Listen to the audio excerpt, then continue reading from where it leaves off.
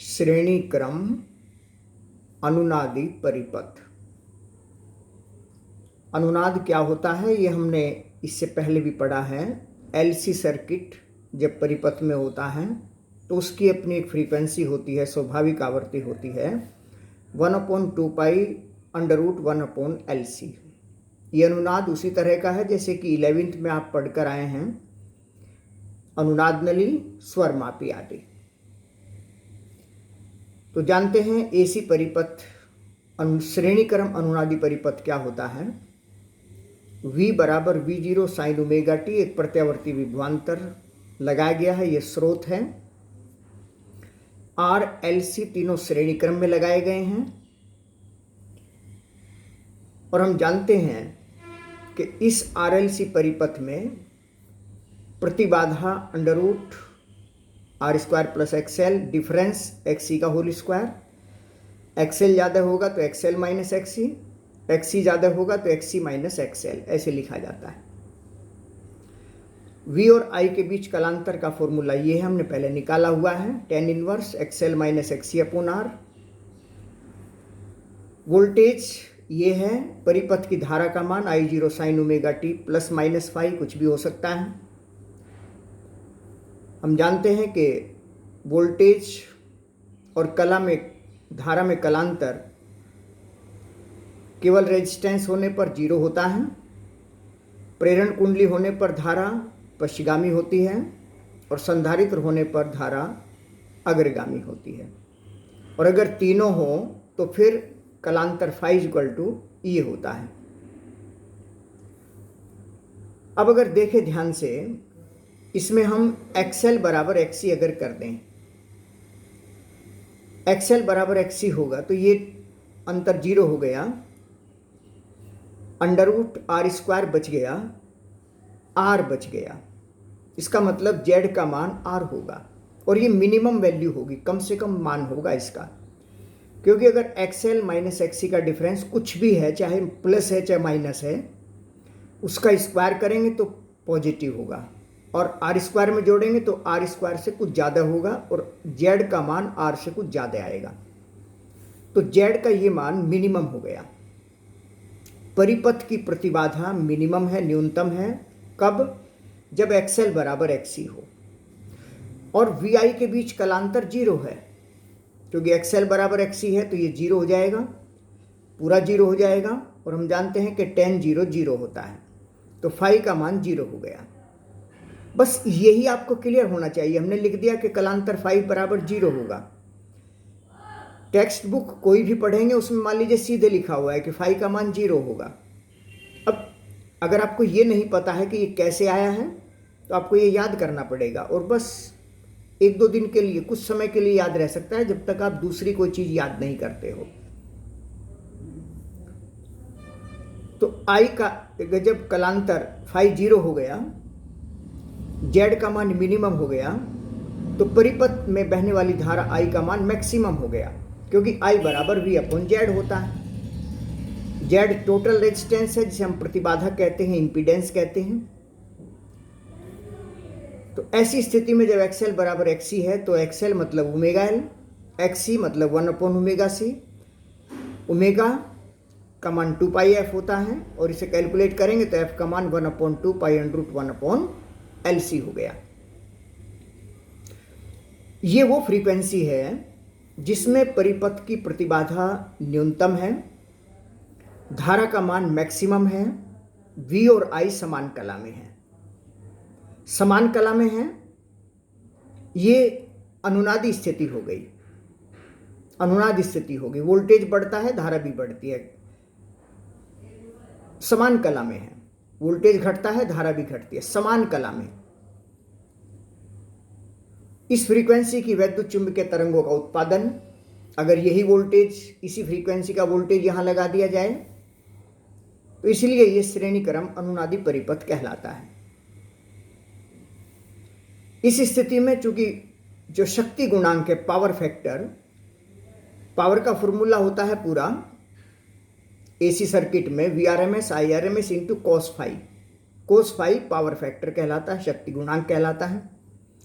Phi का मान 0 होने से कोस फाई 1 हो गया, तो पावर रह गई VRMS IRMS। यानी जो रेजिस्टेंस के कारण पावर खर्च होनी थी, केवल उतनी पावर खर्च हो रही है।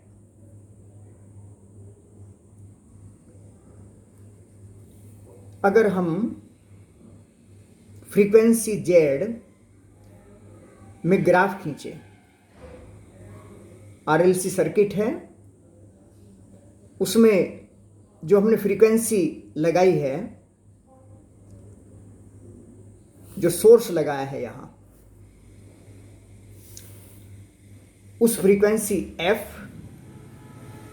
और परिपथ की प्रतिबाधा Z में ग्राफ खींचे तो ग्राफ देखिए इस तरह का आता है।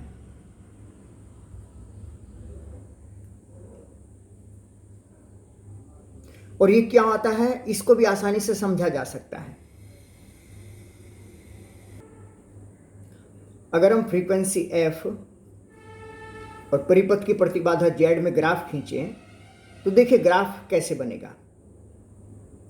चूंकि रेजिस्टेंस RLC परिपथ है, श्रेणी क्रम में जुड़े हुए हैं तीनों, रेजिस्टेंस R का मान F पर निर्भर नहीं करता है। इसका मतलब यह हुआ कि अगर परिपथ का प्रतिरोध R मान लीजिए इतने मान का है, तो फ्रीक्वेंसी चाहे जो हो, R का मान इतना ही बना रहेगा। यानी ये ग्राफ फ्रीक्वेंसी x के पैरेलल हो गया। अगर L की बात करें, प्रेरण कुंडली का प्रतिरोध, जिसे हम प्रेरण प्रतिघात कहते हैं, XL 2πf × L, 2πL constant हो गया, XL समानुपाती F। एक तरह से ये y = mx, मूल बिंदु से जाने वाली सरल रेखा, ऐसा ग्राफ हो गया। x अक्ष पर फ्रीक्वेंसी ली है, तो y अक्ष पर XL लिया है, तो ग्राफ ये हो गया इस तरीके से। ये XL का ग्राफ हो गया।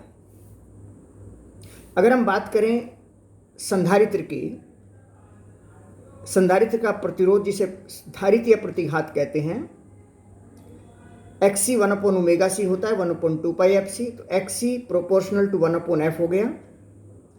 यानी फ्रीक्वेंसी के व्युत्क्रम पर निर्भर करता है। फ्रीक्वेंसी कम है तो ये ज़्यादा है, ये ज़्यादा है तो ये कम है। तो इसका ग्राफ यहां से आते हुए यहां से ग्राफ इसका आते हुए और ये ऐसे ग्राफ हो जाएगा। ये XC का ग्राफ हो गया, क्योंकि जब फ्रीक्वेंसी कम है तो XC का मान, प्रतिरोध का मान ज़्यादा है। जब फ्रीक्वेंसी ज़्यादा हुई तो XC का मान कम हो गया, घटता चला गया।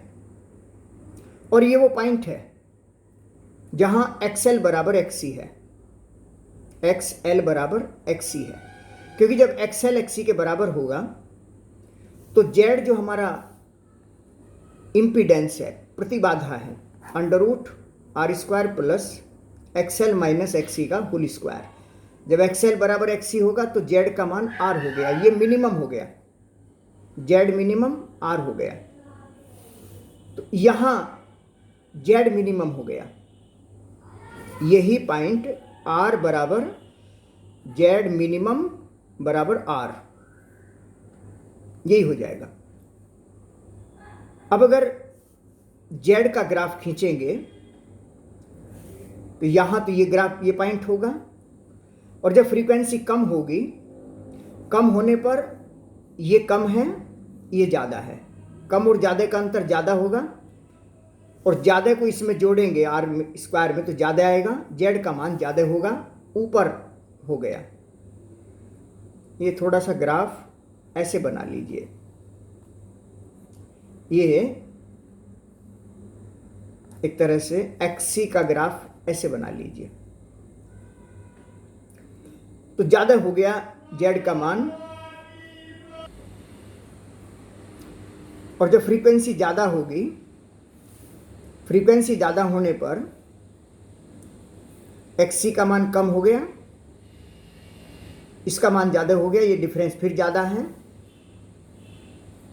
ज़्यादा फ्रीक्वेंसी होने पर XC कम है, XL ज़्यादा है। ज़्यादा और कम का अंतर ज़्यादा, ज़्यादा का वर्क करेंगे तो ज़्यादा जोड़ेंगे तो ये ग्राफ इस तरह का हो गया। इस तरह से ऐसे ग्राफ आता है। ये एक तरह से जेड का ग्राफ हो गया। ये देखिए फ्रीक्वेंसी F और जेड में ये ग्राफ आ गया। जेड मिनिमम R है यहाँ, और चूंकि I का मान V/Z होता है, एक नियत वोल्टेज लगाया गया है अपॉन जेड, मतलब I समानुपाती 1/Z। 1/Z मतलब इसका उल्टा हो गया, ये वाला। एक विशेष फ्रीक्वेंसी FR, जिसे हम रेजोनेंट फ्रीक्वेंसी, अनुनादी आवर्ती कह सकते हैं, इस फ्रीक्वेंसी पर I का मान मैक्सिमम हो गया। Z मिनिमम तो I मैक्सिमम, I मैक्सिमम। एक और छोटी सी महत्वपूर्ण जानकारी है, बैंड विड्थ के रूप में इसे कहा जाता है, बैंड चौड़ाई। इसमें इस मैक्सिमम धारा से कम और ज़्यादा फ्रीक्वेंसी ऐसी ली गई हैं 2 ω1 ω2, जिस फ्रीक्वेंसी के लिए जो पावर खर्च है परिपथ का वो इस पावर खर्च का आधा हो जाए। इन फ्रीक्वेंसियों पर पावर खर्च VRMS IRMS का आधा हो जाए, तो ऐसी दो फ्रीक्वेंसियां चुनी गई हैं। इसको F1 F2 कह सकते हैं, ω1 ω2 कह सकते हैं। ω1 ω2 का यही अंतर बैंड चौड़ाई कहलाता है। टेलीकम्युनिकेशन में इस भौतिक राशि का बहुत महत्व है, दूर संचार में। और बैंडविड्थ ω2 - ω1 ये B/d R/L होता है, डेल्टा W से कह सकते हैं।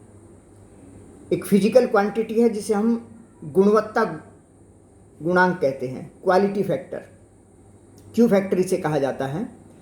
इसका मान VL/R और VC/VR दोनों बराबर हैं। ये क्वालिटी फैक्टर VL/R होता है या VC/VR होता है, यानी VL और VC के वोल्टेज समान होंगे इसमें।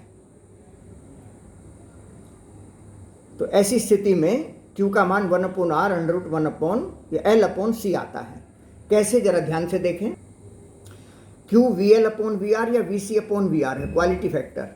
VL IXL, VR IR मान रखते चले गए। ω² √1/LC होता है, XL बराबर XC करने से मान रखेंगे ओमेगा का, तो ये आ गया 1/LC √LCR, और इसको सोल्व किया हमने तो 1/R √L/C, 1/R √L/C। दोनों समान होते हैं, L से भी निकाल सकते हैं, C से भी निकाल सकते हैं। जो क्वालिटी फैक्टर Q है वो जरा ध्यान से देखें। Q का मान 1/R √L/C है। इसको हमने L से बाहर गुणा कर दिया। बाहर अगर L से गुणा करेंगे तो अंदर वर्गमूल है, चूंकि L² से भाग देंगे,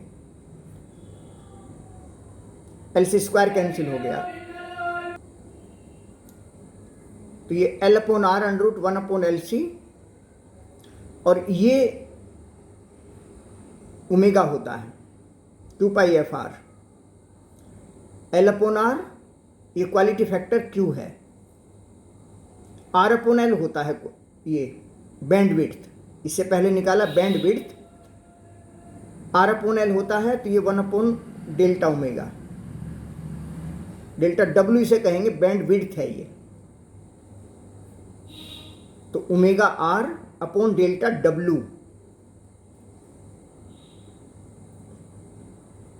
ω/ω2 - ω1, इनका जो डिफरेंस है, ये ω1 ω2 कोणीय आवर्ती है, लेकिन डेल्टा W ये बैंड विड्थ है, बैंड चौड़ाई है। और इसको हम ऐसे भी लिख सकते हैं Q ऐसे करके